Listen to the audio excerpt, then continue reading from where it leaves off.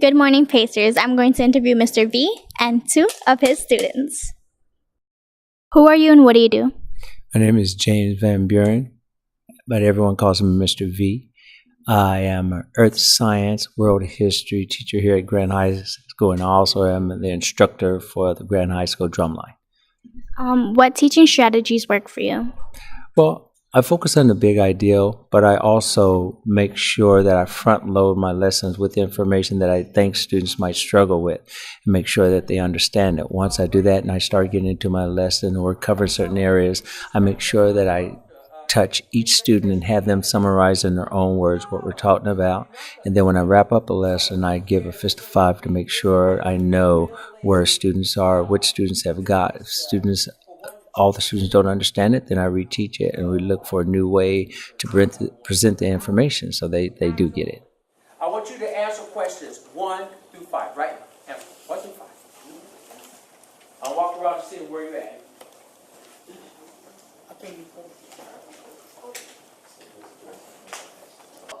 Okay, stop. Hold up. Put your pencil down because you're trying to ask questions.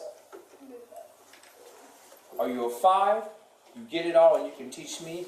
Are you 4? You pretty much get it. Are you a 3 is you get it but you need some help. Are you a 2 is no, you really don't understand. And number 1, you're lost. She's lost. What you looking at me for? 5? You're 5. What are the zones? Mid, latitude zone, polar zone, tropical zone. All right, you're a 5. All right. Anybody else? I'm a 5. What makes Mr. V a good teacher? His teaching, like, he will help you understand it. Like, he will, like, tell you something, and if you don't get it, he will, like, help you catch on to it. And that's what's good about Mr. V. Thank you. How do you help students who are struggling in your class? Students that are struggling with my class, I'm lucky enough to have a para. And so if I don't have the time, I make sure that I send them back to the para where Miss Carson can work with them, and then they'll be brought back in. If students are still not having a problem, they need me to actually touch on what I'll do. I make arrangements for students to meet back with me after school or during lunch, and we can go over that material. So I make sure that students get it and have enough time. If students are struggling with it, I still will give them extra material that reinforces what they need to learn. Thank you for your time. Mm-hmm. We talked about this just about ocean currents, warm ocean currents, cold ocean currents. How might that affect the land?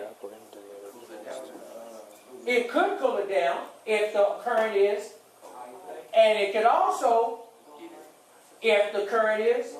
That's right. So it depends on the current. If you have cool currents, that will have effect on the land close to the water. If you have warm currents, that will affect the climate or the weather on land. What makes Mr. V a good teacher? He's very interactive, and when you're struggling, he takes you one-on-one and makes sure you get it. Thank you for your time. But they have different areas, but we're talking about what? Different. Weather, but which we are actually talking about not just weather, we want some climate, because what we're talking about is the reason we name those zones.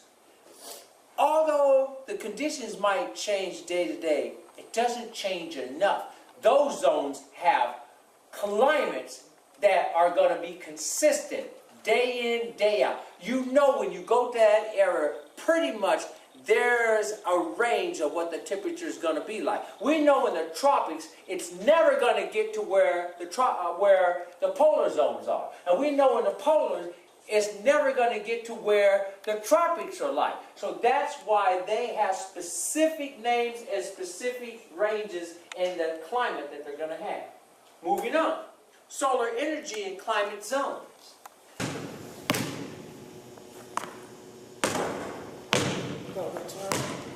Reporting for GSPN. Have a great day, Pacers.